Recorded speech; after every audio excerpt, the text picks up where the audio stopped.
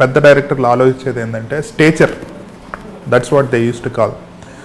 ఒక ఒక పెద్ద రోల్ ఉంటుంది, ఒక పెద్ద హీరో ఉంటాడు. ఆ హీరోకి భయం పుట్టించగలిగే రోల్ చేయాలంటే మనం బాంబే నుంచి పట్టు రావాలి, లేదంటే తెలుగులో ఉంటే ఓన్లీ వీళ్ళనే విలన్గా పెట్టుకోవాలి. ఇవి స్టాండర్డ్ థింకింగ్ ఉండేది ఒకప్పుడు. అది స్లోగా బ్రేక్ అవుతుంది. ప్రాబబ్లీ మీకు ఇంతకుముందు ఇంత పవర్ఫుల్ రోల్స్ రాకపోవడానికి కూడా కారణం కూడా అదే.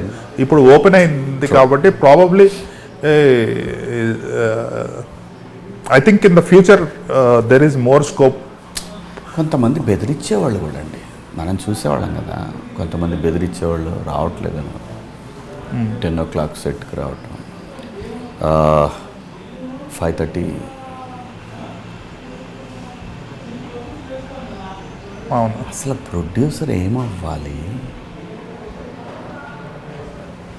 అతని బాధలు చూస్తే అండి,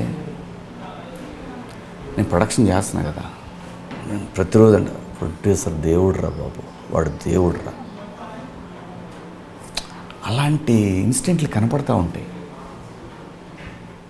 ఎవరిదేమన్నాడా నిన్ను, అలాంటిది ఉంటుంది. ఇన్స్టింక్ట్ అలా ఉంటుంది.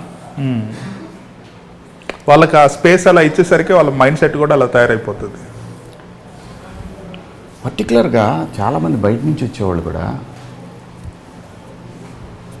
ఇక్కడ రాసేటప్పుడు ఆ మైండ్ సెట్ పెట్టుకొని రాయటం వల్ల ఆ ఇబ్బంది కూడా జరిగి ఉండొచ్చు అని నా అభిప్రాయం. దీనికి ఆడేం చేస్తాడు, డిమాండ్ని ఫోర్స్ చేస్తాడు. ఇది ఇన్నోవేటబుల్ అవుతుంది ప్రొడ్యూసర్కి. అవును. అంటే ఇప్పుడు మనం చేస్తున్నాం కాబట్టి మన వాళ్ళని అలా అని కాదండి, మన వాళ్ళు కూడా ఉన్నారు, జనాలు చూడరని వీళ్ళు అనుకుంటారు. మన తెలుగు వాళ్ళు కూడా ఉన్నారు అలాగా. నేనంటాను ప్రొడ్యూసర్కి ఆ చిన్న రిలీఫ్ ఇవ్వాలి ఆర్టిస్ట్ అనేవాడు. అందరూ అలా ఉంటారని నేను కొంతమంది ఉన్నారు. నా సినిమాకైతే అందరూ మనకి ఎవరు అట్లా లేదు కానండి, వింటూ ఉంటాం కదా. నేను అనేది ఇక్కడ ప్రొడ్యూసర్ ఒక్కడ మాత్రమే దేవుడు. నిజం అండి. ఆయనే అందరికీ డబ్బులు ఇచ్చేది, మిగిలిన వాళ్ళంతా తీసుకోవటం కదా. ప్రొడ్యూసర్ని బతికించుకోవాలి సార్